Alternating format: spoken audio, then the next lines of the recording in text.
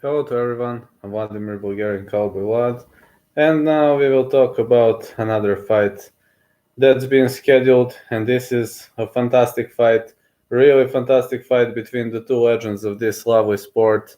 This is the match between Antonio Rogerio Nogueira and Mauricio Shogun Rua.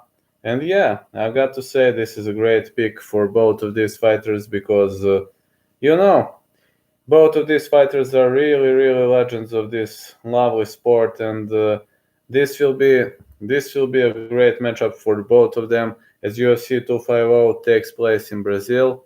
So why not? I mean, this could be a great choice for both of them, and really, really fantastic way to to make this card even better, to turn it into a better place, and to turn it into a really, really fabulous fight card where the two Brazilian guys will make it better on May 9th. Multiple sources they confirmed that this fight is taking place. So yeah, reported by ESPN. So it's a trilogy fight. The two first fought inside the Pride ring in June 25. Rua, he kind of won a close, very, very much close split decision. It was kind of one got to say, of the most closest matches ever seen in the history of this competition. But looking back at this, I've got to say that this fight, well, this fight was really, really hard because I was watching, I was watching this guy Mauricio Shogun Rua pretty much not having gas and with very much empty gas tank. And yeah, when I saw that, I was saying in that first fight that maybe Rua won this because only because the little Nog maybe didn't have enough gas tank left. But you never know. I mean, because it was an epic fight. It was just an epic fight, an epic showdown, and yeah, it was great one. But the second time, the two they met in 2015, 2 years after an initial date for the rematch, and the second bout it happened in Rio de Janeiro. At UFC light heavyweight champion. The former UFC light heavyweight champion again had his hand raised in the end. Three very close rounds, very close fights.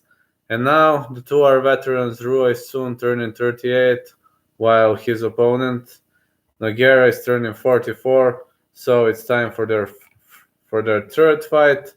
And now let's see. Let's get to know these veterans of this sport.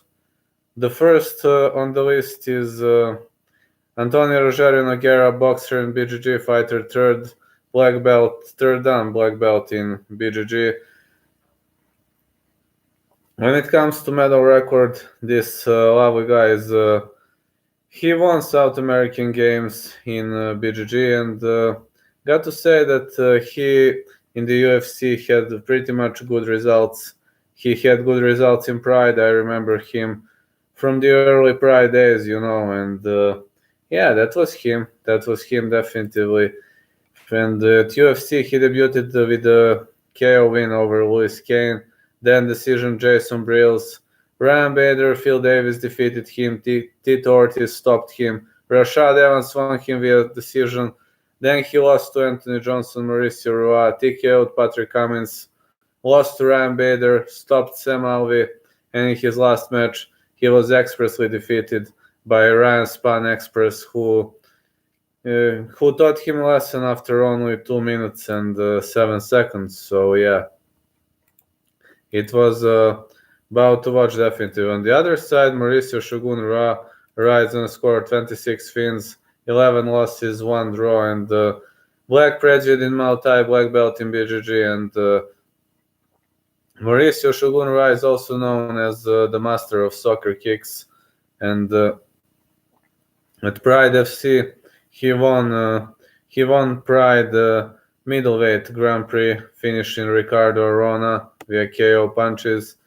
And then he had some good run in Pride FC before joining UFC, just to score a loss to Forrest Griffin.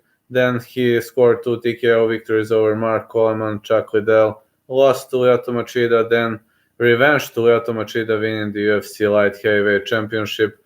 But then John Jones stopped him in round 3. Then he had many ups and downs, He defeated Forrest Griffin, Brandon Vera, James Tehuna, Corey Anderson, John Vidante, Tyson Pedro, but he was weaker than Anthony Smith, Vincent Prude, Dan Hendo, Charles Van, Alexander Gustafsson, and other guys. Dan Hendo was just too tough for him. And in the last match, it was ruled a split decision. His last fight, it was ruled a split decision when he squared off against Paul Craig, and it was kind of surprise because I was expecting an easy win for him, and that was just what I expected, but unfortunately it didn't happen because, who knows why, but it simply didn't happen. So I'm thinking about that maybe Mauricio Shogun Rua wasn't pretty much in the great mood for this fight and so on, but you never know.